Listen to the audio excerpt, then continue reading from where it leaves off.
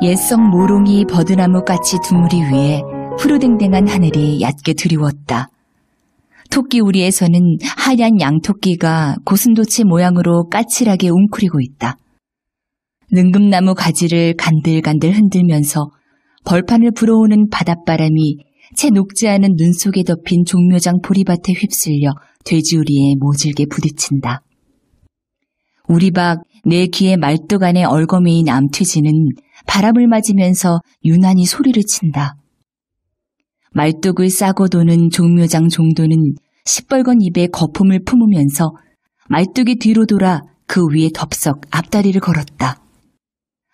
시꺼먼 바위 밑에 눌린 자라 모양인 암퇴지는 날카로운 비명을 울리며 전신을 요동한다. 미끄러진 종도는 개걸떡거리며 다시 말뚝을 싸고 돈다. 앞뒤 우리에서 응하는 돼지들 고함에 오후의 종묘장 안은 떠들썩하다. 반시간이 넘어도 여의치 않았다. 둘러싸고 보던 사람들도 흥이 식어서 주춤주춤 움직인다.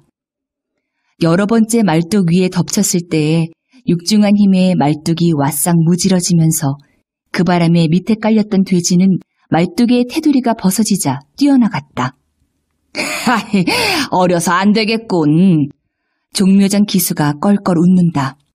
황소 앞에 암탉 같으니 쟁그라워서 볼 수 있나? 겁을 먹고 달아나는데? 농부는 날쌔게 우리 옆을 돌아 뛰어가는 돼지의 앞을 막았다. 달포 전에 한번 왔다 갔으나 씨가 붙지 않아서 또 끌고 왔는데요. 시기는 겸연쩍어서 얼굴이 붉어졌다. 아무리 짐승이기로 저렇게 어리고야 씨가 붙을 수 있나. 농부의 말에 시기는 다시 얼굴을 붉혔다. 빌어먹을 놈의 짐승. 무안도 무안이려니와 귀찮게 구는 짐승의 시기는 화를 버럭내면서 농부의 부축을 하여 달아나는 돼지의 뒤를 쫓는다. 고무신이 진창에 빠지고 바지춤이 흘러내린다. 돼지의 허리를 맨 발을 붙들었을 때에 그는 홧김에 발을 뒤로 잡아 낚으며 기운껏 매질한다. 어린 짐승은 바들바들 떨면서 비명을 울린다.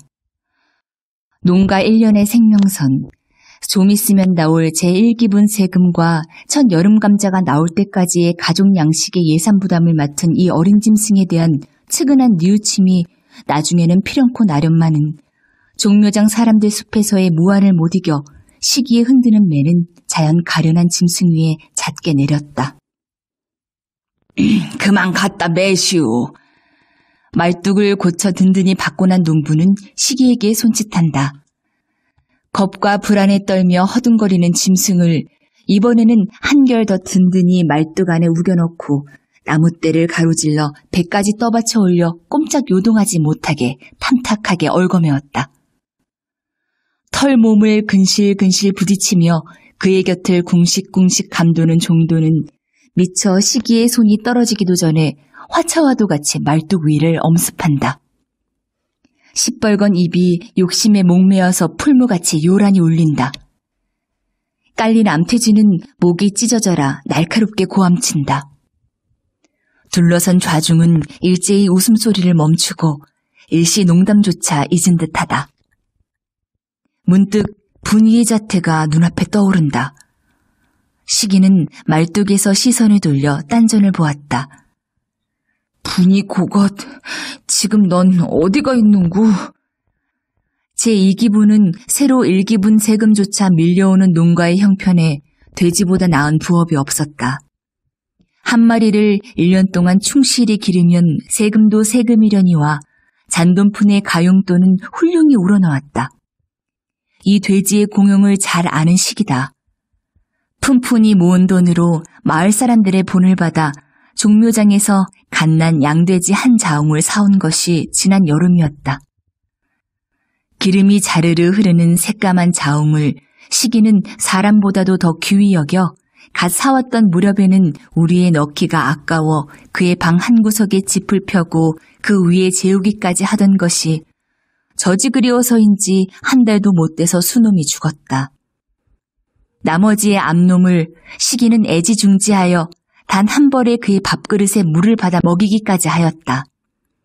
물도 먹지 않고 꿀꿀 앓을 때에는 그는 나무하러 가는 것도 그만두고 종일 짐승의 시중을 들었다. 6달을 기르니 겨우 암퇴지 티가 났다. 달포전의 시기는 첫 시험으로 10리가 넘는 읍내 종묘장까지 끌고 왔었다. 피 같은 돈 50전이나 내서 씨를 받은 것이 종시 붙지 않았다. 시기는 화가 났다. 때마침 정을 두고 지내던 이웃집 분이가 어디론지 도망을 갔다. 시기는 속이 상해서 며칠 동안 일이 손에 잡히지 않았다. 늘 뾰로통해서 쌀쌀하게 대꾸하더니 그 고운 살을 한 번도 허락하지 않고 늙은 아비를 혼자 둔 채 기어코 도망을 가버렸구나 생각하니 분위가 괘씸하였다. 그러나 속 깊은 박초시의 일이니 자기 딸 조처에 무슨 꿍꿍이 수작을 대었는지 도무지 모를 노릇이었다. 청진으로 갔느니 서울로 갔느니 며칠 전에 박초시에게 돈 10원이 왔느니 소문은 갈피갈피였으나 하나도 종잡을 수 없었다. 이래저래 상할 대로 속이 상했다. 능금꽃 같은 두 볼을 잘강잘강 씹어먹고 싶던 분이인 만큼 시기는 오늘까지 솟아오르는 심화를 억제할 수 없었다. 다 됐군. 딴점만 보고 섰던 시기는 농부의 목소리에 그쪽을 보았다. 종도는 만족한 듯이 여전히 꿀꿀 짖으면서 그곳을 떠나지 않고 빙빙 돈다. 파장 후의 광경이건만 분이의 그림자가 눈앞에 어른거리는 시기는 몹시도 겸연쩍었다. 잠자코 서 있는 까칠한 암퇴지와 분이의 자태가 서로 얽혀서 그의 머릿속에 추근하게 떠올랐다. 음란한 잡담과 허리 꺾는 웃음소리에 얼굴이 더 한층 붉어졌다. 환영을 떨쳐버리려고 애쓰면서 시기는 얼거매었던 돼지를 풀기 시작하였다. 농부는 여전히 개걸떡거리며 어른어른 싸도는 욕심 많은 종돈을 몰아 우리 속에 가두었다. 이번에는 틀림없겠지. 장부의 이름을 올리고 50전을 치러주고 종묘장을 나오니 오후의 해가 느지막하였다. 능금박 건편 양옥 관사의 지붕이 흐린 석양에 푸르댕댕하게 빛난다. 옛성 어귀에는 성 안으로 드나드는 장군의 그림자가 어른어른한다. 성 안에서 한 치의 버스가 나오더니 폭넓은 이등도로를 요란히 달려온다. 돼지를 몰고 길 왼편 가로피한 시기는 퍼뜩 지나는 버스 안을 흘끗 살펴본다.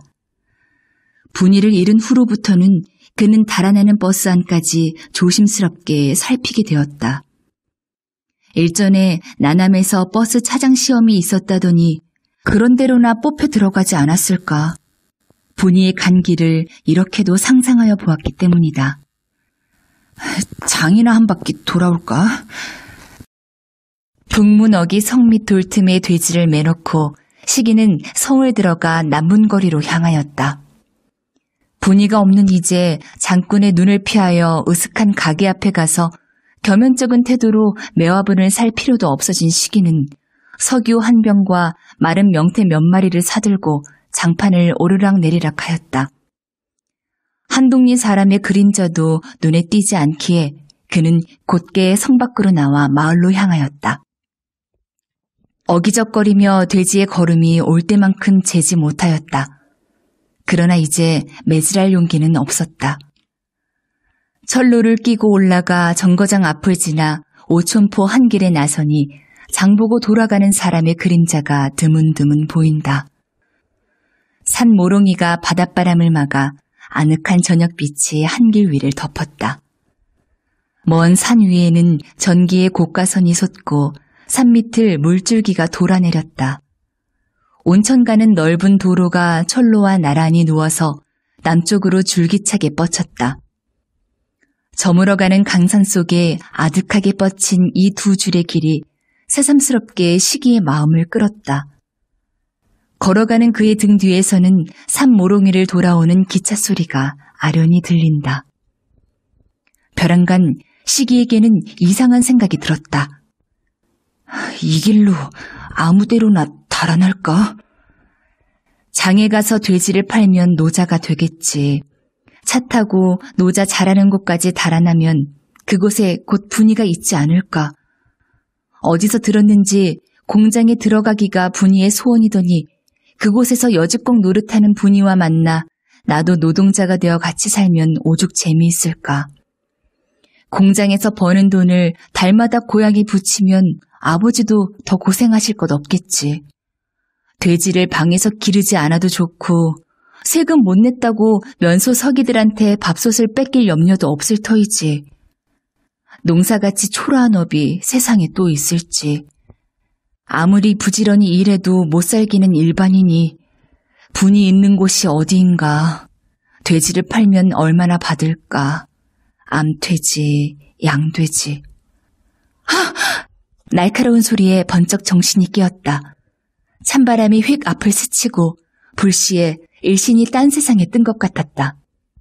눈 보이지 않고 귀 들리지 않고 잠시간 전신이 죽고 감각이 없어졌다.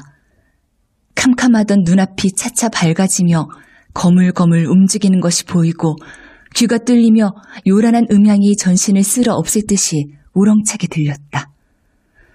우레소리가, 바닷소리가, 바퀴소리가. 벼랑간 눈앞이 환해지더니 열차의 마지막 바퀴가 쏜살같이 눈앞을 달아났다. 기차!